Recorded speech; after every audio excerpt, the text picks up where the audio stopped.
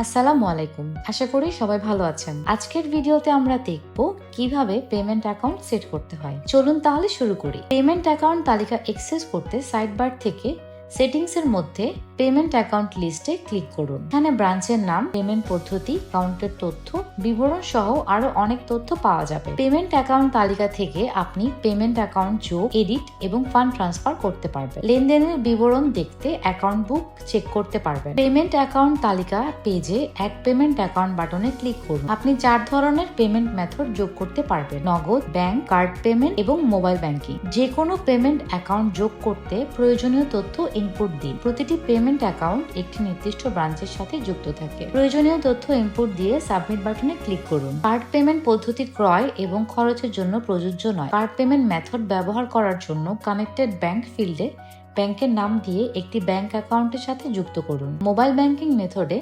Merchant অ্যাকাউন্টের জন্য bank অ্যাকাউন্টের সাথে লিংক করুন।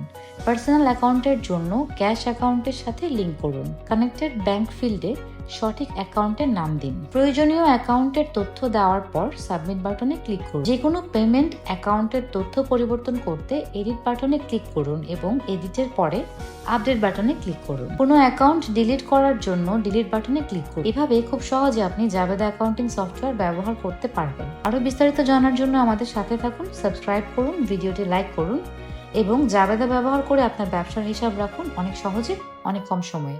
ধন্যবাদ।